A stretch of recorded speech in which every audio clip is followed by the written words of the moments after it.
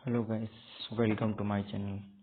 सबसे पहले वीडियो में आगे बढ़ने से पहले चैनल को सब्सक्राइब कर दो और यदि वीडियो अच्छा लगे तो अपने दोस्तों के पास शेयर करो। इस चैनल को अपने दोस्तों को रिकमेंडेशन करो ताकि उनको भी ये अच्छा से अच्छा बेनिफिट मिल जाए। तो इसी के साथ मैं आज आपको विलियम सिंड्रोम और एंजलमैन सिंड्रोम के बारे में क्योंकि कुछ सिंपल ट्रिक्स बताऊंगा, क्योंकि ये क्या है, यूजुअली मतलब मोस्टली एग्जाम में पूछ जाते हैं, मतलब ऑल टाइम पूछ जाते थे पर अभी भी आ सकते हैं, इसका ये है। तो इसमें क्या है, मोस्टली अपन बहुत ज़्यादा कन्फ्यूजन रहते हैं, मतलब सभी स्टूडेंट कन्फ्यूजन रहते हैं।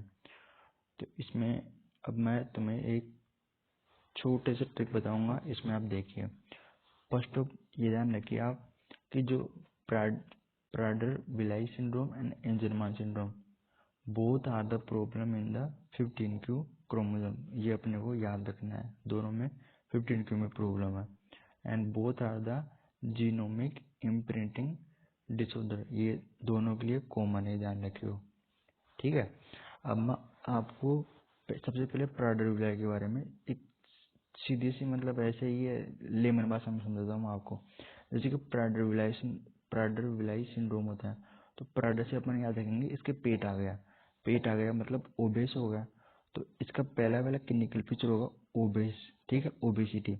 और अपन प्राडर से पीछे अपन ऐसे याद रख सकते हैं deletion of the paternal chromosome of 15q, जो कि अपन अगर अच्छी तरह याद करना चाहें तो इसका डिटेल में तो होगा micro deletion of the 15q 11 से 13, राइट, जो कि 70% केस में देखा जाता है। बस इतना याद रखना है। इसके अलावा अपने को ये अब इसका जो क्योंकि ये पीछे तो अपन याद कर लिए, आप थोड़ा इसका उल्टा कर देंगे, मतलब पेटर्नल का उल्टा क्या होता है, मेटरनल। तो मेटरनल मेटरनल डाइसोटोमी डाइ डाइसोमी सोमी होता है, ठीक है, जो कि 30% केस में देखा जाता है। ये ऐसे याद रखिए अपन, ठीक है।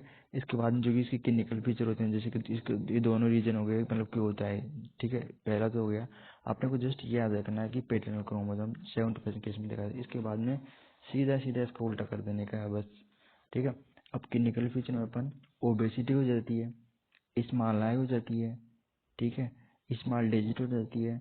अब स्मॉल आई को अपन और आलमोंड आई भी बोलते हैं, और small digit of the hands and feet, मतलब हाथ और पैर की हो जाती है।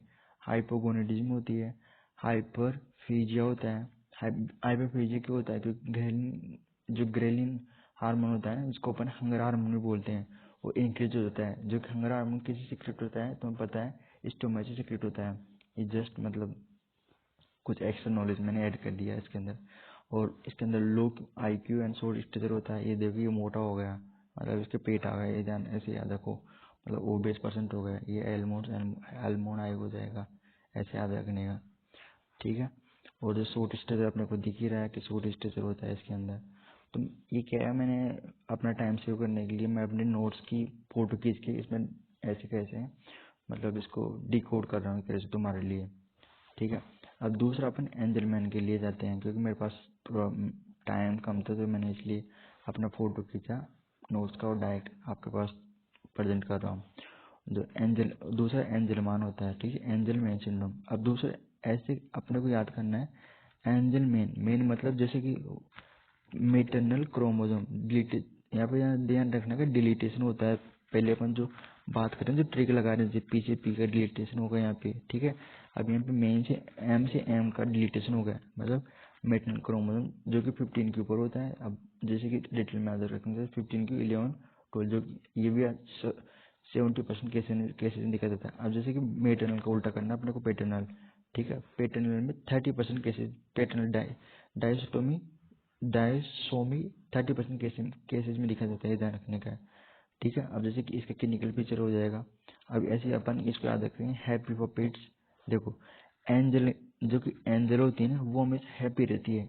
तो अपन इसको ऐसे याद रखते हैं कि एंजल मैन में हैप्पी पपेट्स बोलते हैं इसको, मतलब जैसे। और अपन इसको पुपेट्स को अपन जैसे कि एबनॉर्मल मूवमेंट होता है इसका अर्थ, ये बेसिकली ऐसे ही ध्यान रखिए आप, ठीक है। Means in appropriate laughter and ataxia, ठीक है। और इसके अंदर वेरी लो आईक्यू हो जाता है, ठीक है। लो आईक्यू दोनों में होता है, लेकिन इसमें थोड़ा ज़्यादा लो आईक्यू रहता है, तो इसे को अपन वेरी लो आईक्यू बोलते हैं। अब क्या एंजल क्या है, एंजल हमेशा नाचती रहती है, ऐसे ध्यान रखिए, एंजल हमेशा नाचती रहती है। मतलब ऐसे जस्ट फॉर ये वीडियो, जस्ट फॉर मतलब याद करने के लिए है ऐसा, मतलब मैं आपको ट्रिक बता रहा हूँ कि एंजल हमेशा नाचती रहती है।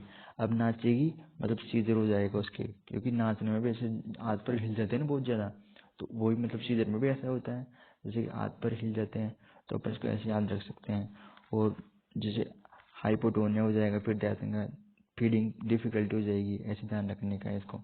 देखिए गाइस, 5 मिनट के अंदर मैं दोनों सिंड्रोम को आपको मतलब मोस्ट ऑफ डिटेल, जो कि कॉम्पिटिटिव एग्जाम में पूछ जाती है, और मतलब जो भी टेस्ट स्क्रीनिंग होती है, ये सब मेडिकल में पूछ जाते हैं, जैसे नर्सिंग हो, चाहे से कोई सा भी मतलब यूजी मतलब यूजीओ पीजीओ, ऐसा सब कुछ मेडिकल एग्जाम में पूछा जाता है। तो बस एक बार आप इसको याद रखिए, मतलब इस जो मैंने आपको ये सामने प्रेजेंट किया है, जिस इसको याद कर लीजिए, ये मतलब एनएफ है बस।